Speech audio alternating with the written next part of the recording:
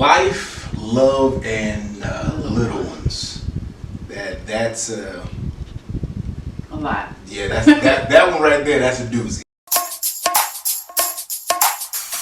Our whole goal is to be a hub for marriages all across the world, right?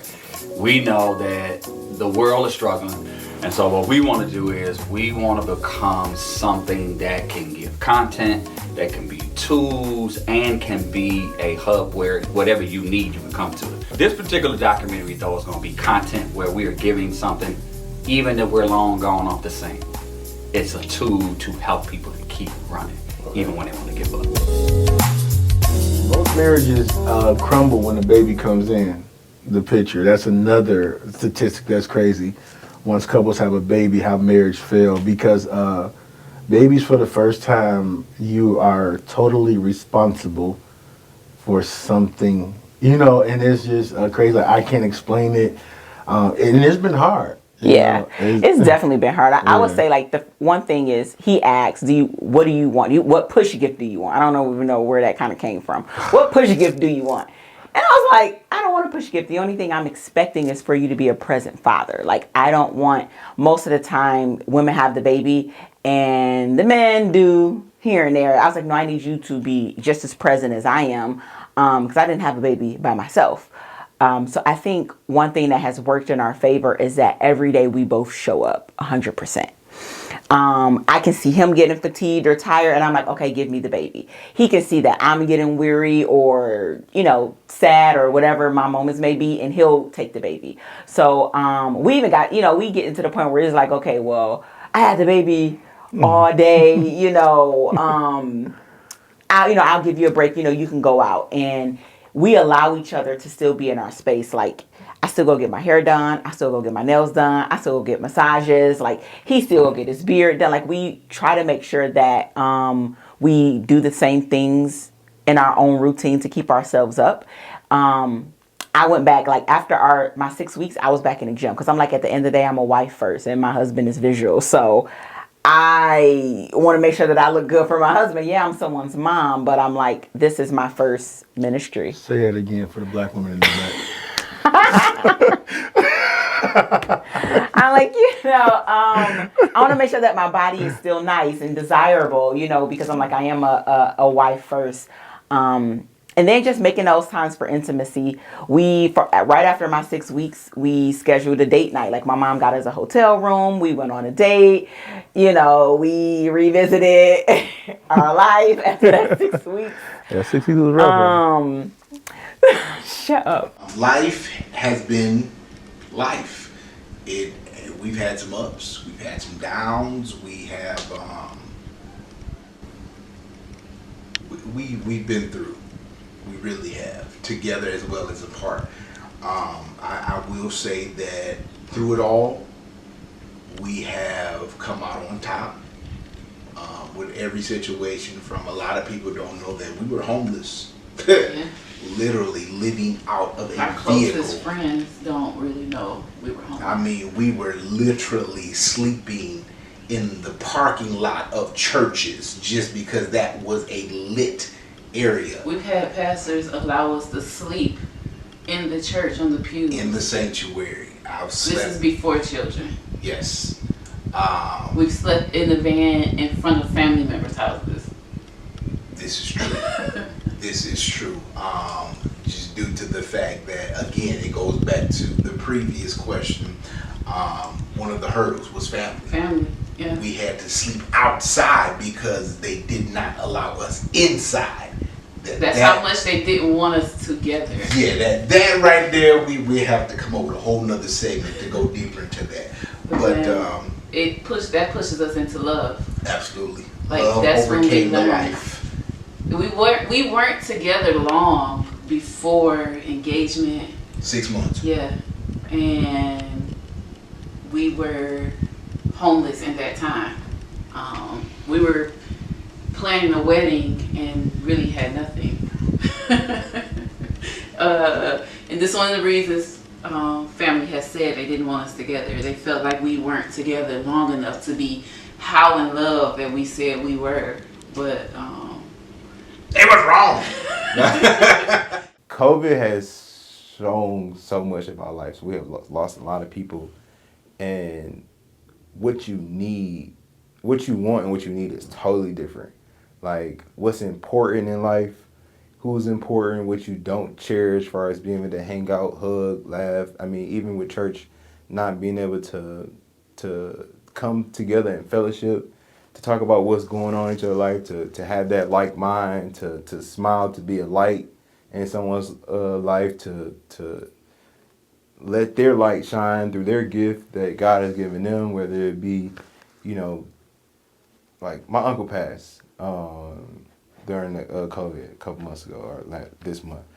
But all the people who came to the funeral, just thinking about how he protected us, being like security, how he never asked for anything, he never complained. But all of that is taken for granted, you know, when you trying to attain something, or you like, you're not cherishing, you know what I'm saying, in moments. And I'm not just talking about him as like a family member, but even seeing church family and like being able to talk to them and talk about them, or even like not being able to have family dinners, like that's like like that's crazy. Like it's tough.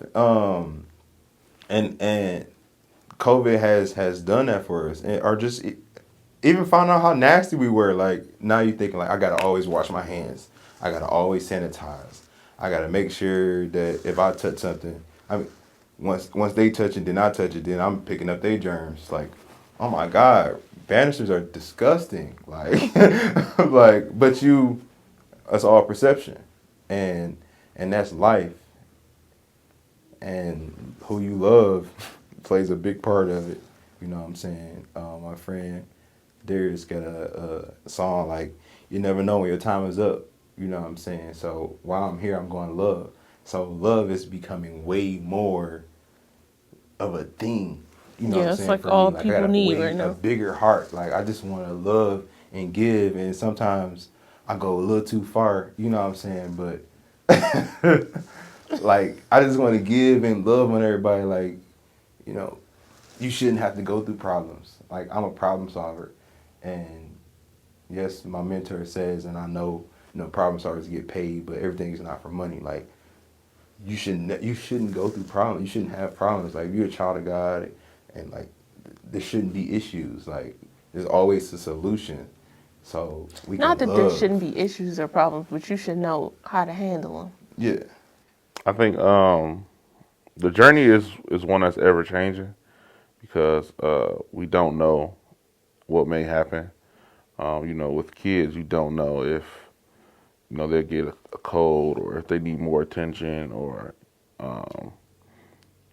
just if they're a needy child. Like our child is very independent. He's very adventurous. He thinks he's Spider-Man. Literally. So for that, we're able to, you know, navigate our time with him. And then sometimes he wants to be independent, and he'll get on the iPad, and you can leave him alone for about an hour until he say, you know, sausage or chips or whatever he wants at that time. But in terms of like the business and stuff like that, because we're both of our businesses are very dependent on other people.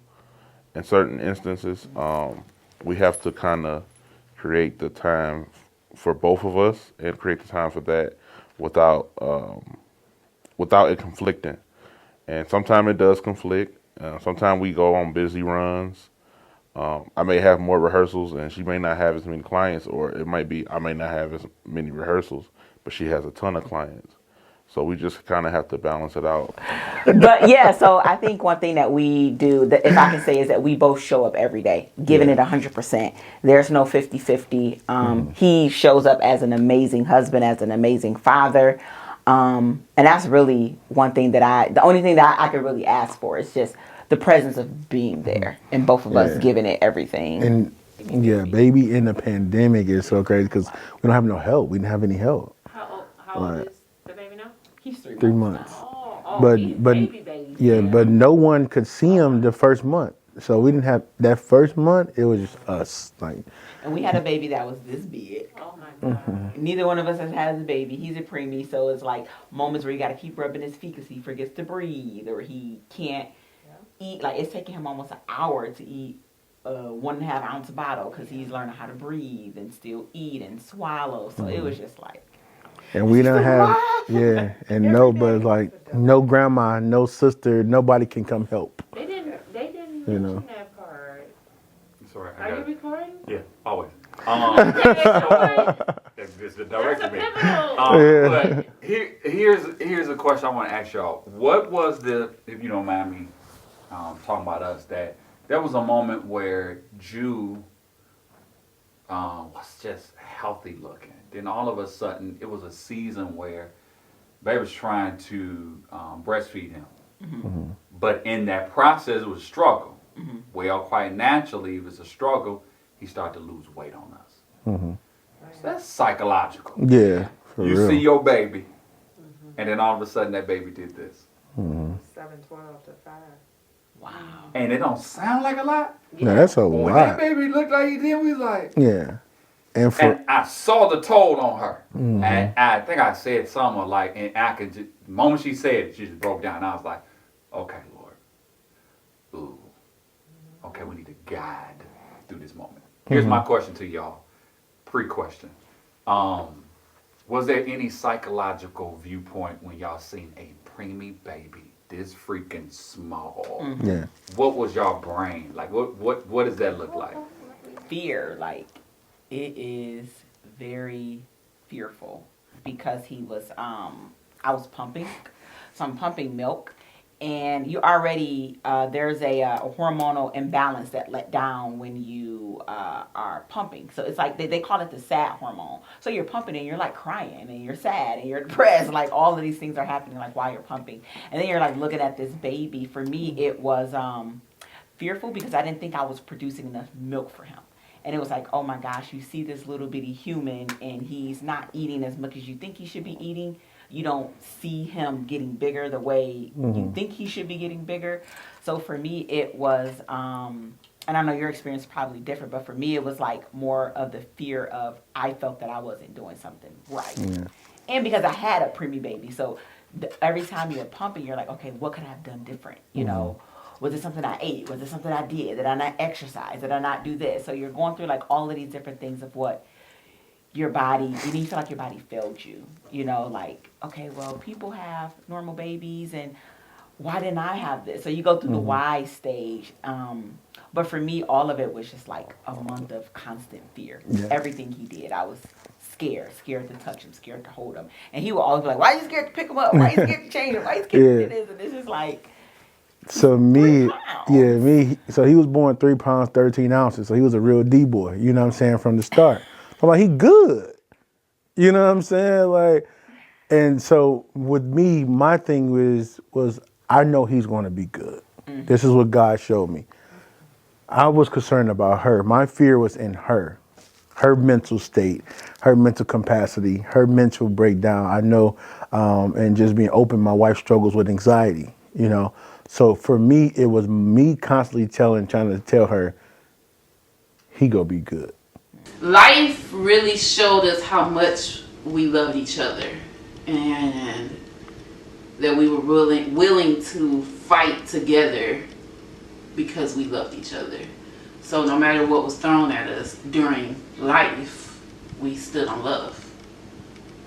And with that love brought the little ones. You put two and two together, you know what I'm talking about. But yeah, we have 2 beautiful children. 1 boy, 1 girl. My daughter will be 9 this year in August, and our little Deuce, he just turned 2 months. What was that? Yesterday? 2 days ago, 2 days ago. I think. Yeah. So that's a nice little gap, but that has We learned a lot. sometimes you got to laugh to keep from crying sometimes, you know. But Kirsten, our daughter, We got pregnant with her, I think, 4 or 5 months into our marriage. And that was a hard pregnancy. So that came some struggles for our marriage because of how hard the pregnancy was. Yeah. And then when she was born, time came, we found out that she was autistic. So then Which added another strain to it. another hurdle that we have to overcome. Yeah, we could have talked about that hurdle. But we learned her as we were learning about autism. Then we have our son, which honestly another hurdle. We had 6 miscarriages before we got pregnant with him. 1 miscarriage happened before our daughter, the rest happened after her. So there were a lot of hospital visits, a lot of surgery. Doctors said that I was gonna have to have a surgery to get pregnant with him. And to be honest, we kind of gave up. We were like, okay, because I have endometriosis, which causes a lot of pain, which is one of the reasons we had so many complications. But we gave up, and we were ready for me to get a hysterectomy. And we decided on that, and it was not even with a month later, I got pregnant, which wasn't supposed to happen because doctors said I needed surgery and medication to get pregnant. It was a very hard pregnancy. It was harder than the first one with Kirsten, but he's here and he's 2 months. Absolutely.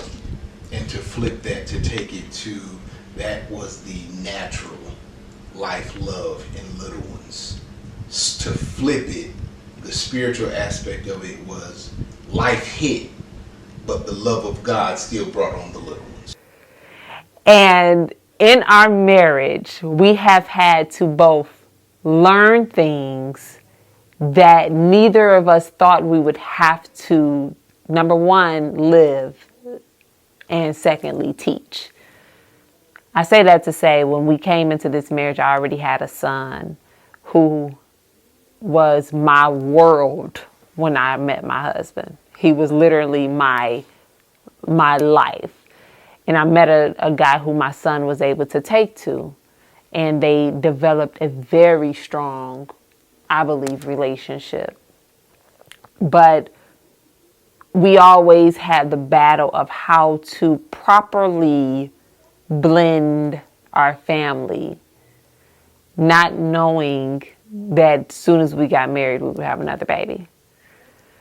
We first mastered him being a stepdad. So I had a head start, essentially. Yeah.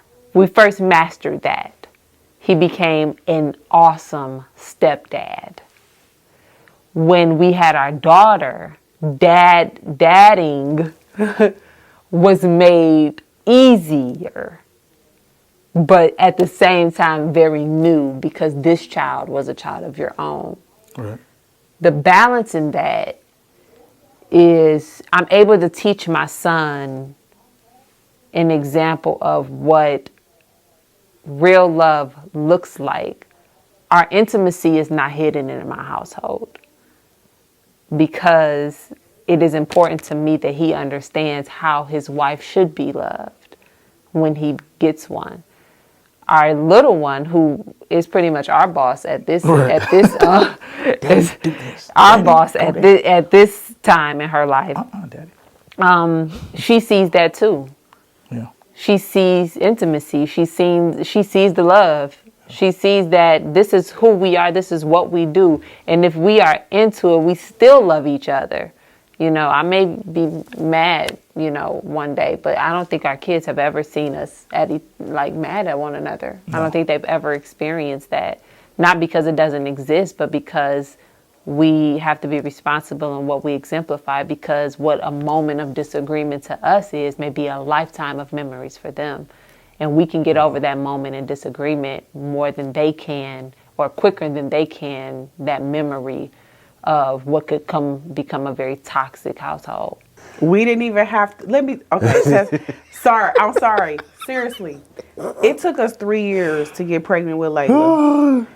And I don't know, you might have to edit this. He was on tour for the second time. He came home for 1 day. Yeah. And I got pregnant.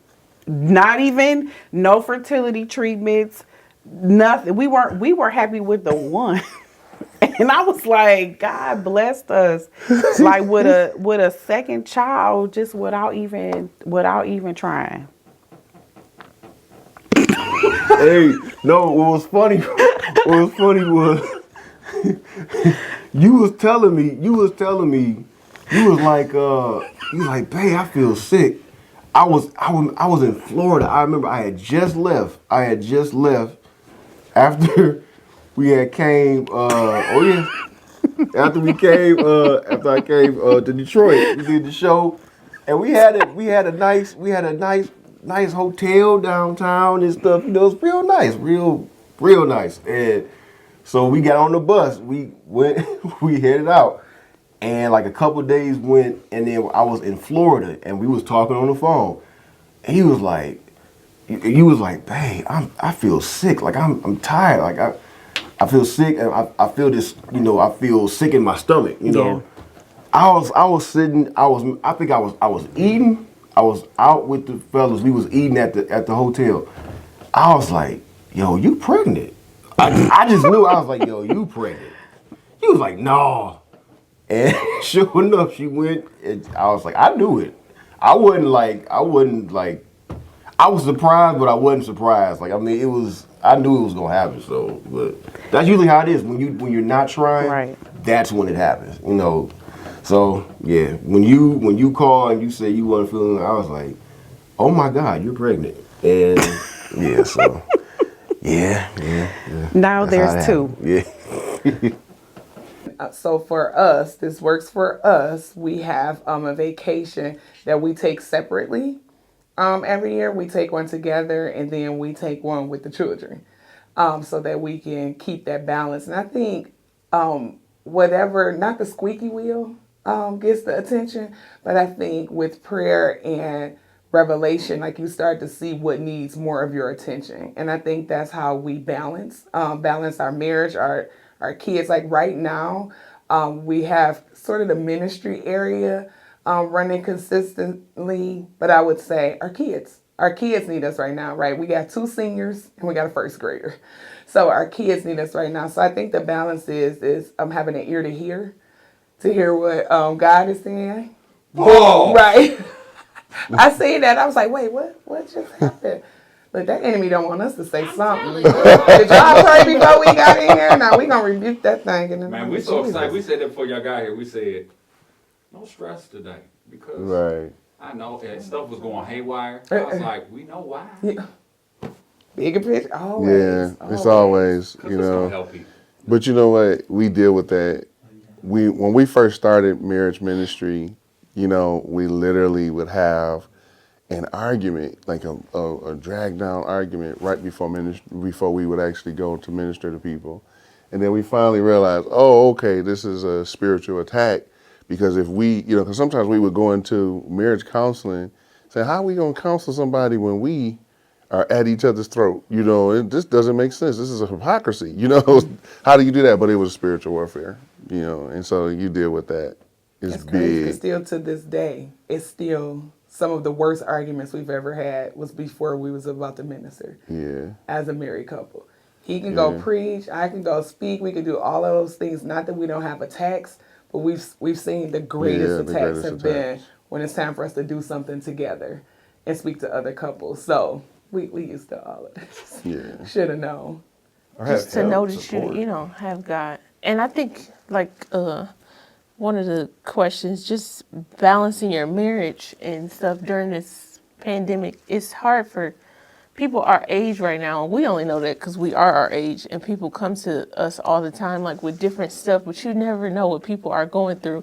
And I think this time really just like put everything to the max of people's issues and just not feeling loved and showing that, you know, they're depressed or just the little problems turned into something way bigger because you know, you at home by yourself, Yeah. or you can't see the people that you normally see. You're not around, you know, anybody, and that's when the devil can, you know, get to working when you by yourself in those The moments. isolation of your thoughts, and your thoughts Yeah. are everything. Like you, what you think is what you are. You know what I'm saying? So, like, we got a bundle of joy on the way.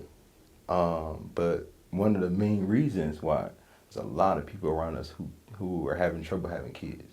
So we're on birth control, trying not to have a kid right now. And, you know, my wife decided that maybe we need to take the patch off to start the process of struggling before we can have a kid. Mm-hmm. And then when she took the patch off, boom, pregnant. And I'm like, Lord Jesus. I got married at 22. Like, I just bought this big old house.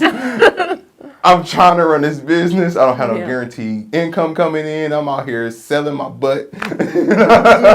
and that's like. No, I got a kid. I got a whole other thing example. to accomplish, or to conquer. Like, you know, I want to be an amazing father. I have an amazing father. Yeah. Like, that's a huge thing. You know what I'm saying? To guide someone into this world. And I'm like, I was just getting a hold of this right here. You know what I'm saying? Like, But I'm very happy. Everything's in God's time, man. It is.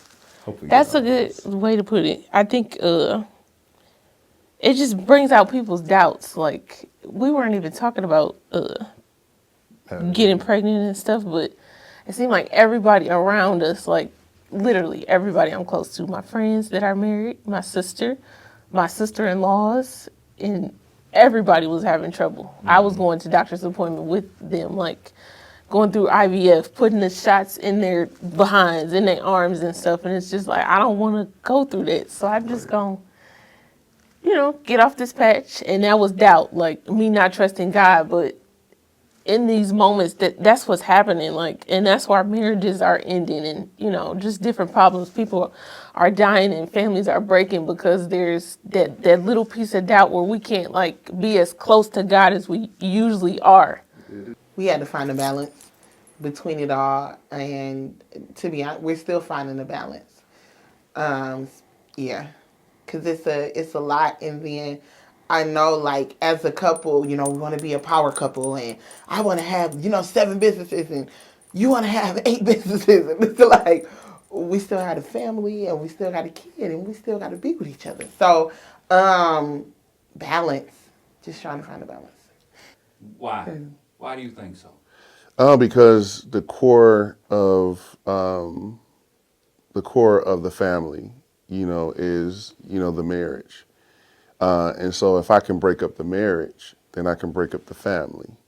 You know what I'm saying? So it's the first thing God created was the marriage. Then the kids came along. You know, so if I can break up the foundation, then I can definitely break up the family. That's why it's so crazy. You know, people who couldn't get married are now trying to get married, and those who could get married are at an all-time high of divorce. You know what I mean? So it's like it's an attack on the family and building up the family, and that's why we're trying to get people and encouraging people to try to stay together. Because again, miscarriage after miscarriage, that takes a toll on you. Just to know that you had, one of them was a stillborn. She literally had to pass him. That was it a boy? Girl. A girl. We've had twins that miscarried. It takes a toll on you. It really does. And we did all this without too many people knowing during. Yeah.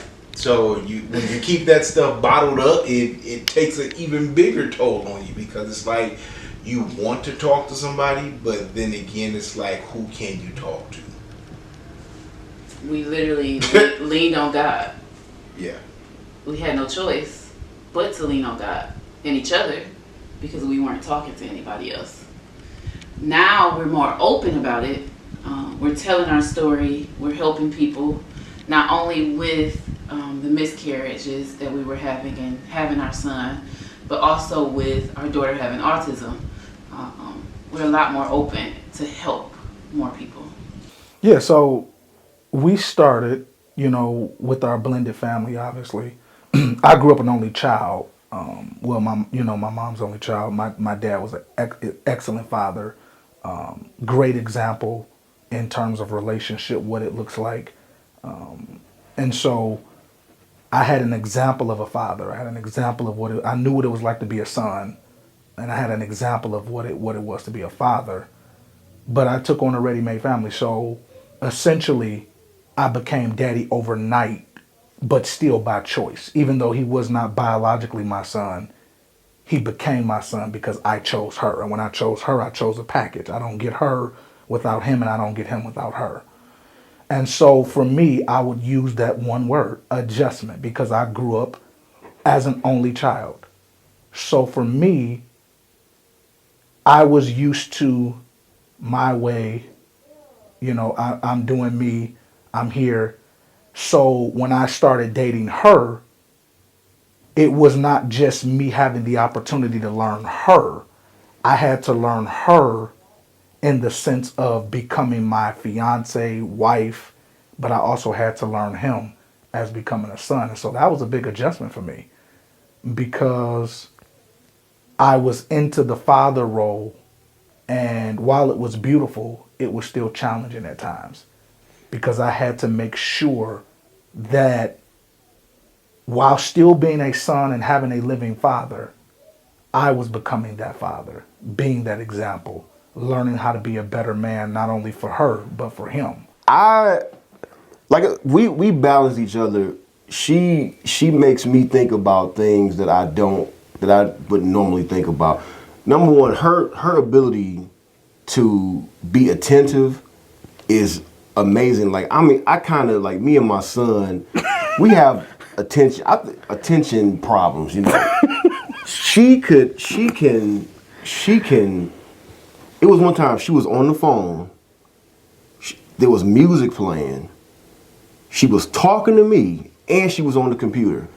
And she was doing 4 different things at one time and retaining everything. And I'm looking at her like, how are you doing this? How in the world are you doing this? Like that's, like if you can ask her, like if I'm on the phone, somebody call me, and man be like, Dad, stop, shut up. Like I can't take that. I can't take 2 things at once.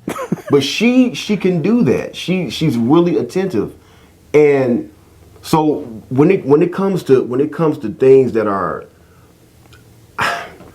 I'm the clown. I love to have fun. I love to make crazy videos and just sing Crash, cause is like my favorite. And so she's serious. Like she pays attention to the things that I normally wouldn't. And so it is like when she tells me about it, I'll be like, and I don't just kind of just be like, all right, no, we ain't gonna do that. But when I listen, it's like, okay, yeah, we need to do that. Like we need to do that. And like I'll be looking at, well, we don't have this. Yeah. I don't have this. I don't have this money. And it's like when I tried it, for example, okay, when we moved from where we were, we started out, we were in Warren, Michigan, and we moved to Clinton Township. Mm-hmm. I didn't think I had enough money to make that happen. I was like, let's stay here. I don't know how it's going to happen.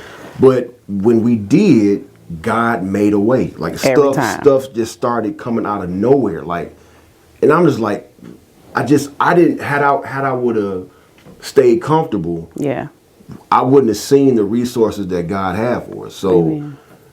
So when I started leaning on her for just her insight on things that I normally don't really think about, and then I try to, have her to kind of relax and have a little fun and laugh a little more. That kind of helps us, helps us kind of complete us, what I'm saying? It just, it helps balance us. And so, I had to always learn how to just adjust, how to get my attitude in check, how to be very unselfish. And now that we have a little girl who is, yes, biologically mine, I have to make sure that I don't compromise the relationship and make my daughter, who is biologically mine, feel any more loved than my son, who's not biologically mine. And so, every day I have to make sure that I offer the same amount of love to each child because they're both biologically hers. One is only biologically mine, but they deserve the same love. They deserve the same compassion, the same grace. And so I have to make sure I exemplify that as dad because I don't have to just be dad to her. I'm dad to him and was dad to him first because he was already present. And without ever neglecting or dishonoring his biological dad. Absolutely. Yeah, and that which is such very a difficult. key point to make, that even in blended families, even in what we may see as a disagreement, we may not even raise our child in the same manner. We still honor the authority and the presence of that child's other father. So, and that to your point is not the challenge. As it relates to, when I say it's challenging, I'm not referencing, it's not challenging to teach him to honor his other father. You honor your father. The Bible says, honor your father and your mother and your days will be long on the earth. So you want to teach respect, you teach honor. Yes, I'm your dad, he's your dad too. What was challenging though is when you are raising a child in the household one way and they are being trained in another household a different way. So now the child becomes somewhat confused because co-parenting is not just existing between two parents who aren't married. Co-parenting now exists between three parents, one of which is a stepdad in that sense, biological mom who's married to the stepdad, and then an outside father who's still equally as important. And you have to teach that. The fathers are as equally as important, or vice versa, the mothers are as equally important. Indeed. So, that was just the challenging part, making that adjustment again to say, okay, I see what this is like. I think the realization that we had to come to is that you're one type of parent, I'm another type of parent. And so sometimes we're looking for each other to mimic each other's parenting methods. You know what I mean? Once you accept, hey, I'm the disciplinarian, you know what I mean? She's the coddler and she's the one who they have that, I used to get upset because it seemed like I was always the bad guy. You know what I mean? Hey, can you discipline them like I discipline them sometimes because I'm always the bad guy, but then I had to understand my role and that we complete each other. And so I understood that they needed that confidant that they can talk to. And I might not be the person that they can talk to all the time, but I'm still the person that they know they needed that discipline from. So it's, learning how to deal with that part of it. And then also that communication with the other parent, that making sure that that another parent is never slighted. And I commend you for that though too, because when it came to raising our son, when it was time for him to spend time and to do things and to be a son as he always is with his biological father, I was always able to step out of the way and allow you to handle the totality of that situation because you were so mature in it and so well kept and also so fair. There was no baby mama drama. There was no you can't see your son. My wife made it absolutely easy for transition to take place, for relationship to take place, and for understanding to take place. Like the old folks say, what's understood don't got to be explained. And she made sure that there was understanding across the board so that all parties could exist cohesively with no issue. So I commend you for that because you not only taught me about grace, but you exemplified it in a situation that most women or a lot of women would not have. And so that just speaks to who you are, your character, your integrity, and your spiritual growth And I've seen that, and I'm proud of you for that. And so that taught me a lot too, because she was a great baby mama, you know. Most men don't want to deal with baby mama drama. And she didn't offer any. In terms of balance, just knowing that your high priority is in your children, because that's the legacy that you're going to leave. And so, so many times I always talk about we spend so much time with people that find us the most replaceable, and the less time with the people that find us the most irreplaceable. And so we spend all this time at jobs, you know, stay there for, 8 to 10 hours out of a day. You're running a business, and we just take that little bit of time and, with the kids, and typically they get the end of our day, and we really don't really pour into them. It's really more so a nuisance, hey, you got your homework. I'm irritated. But we really need to spend time with them, because they're our legacy. That's what we're pouring into. The job will find someone else. The business can be ran by someone else. But are you pouring into your legacy?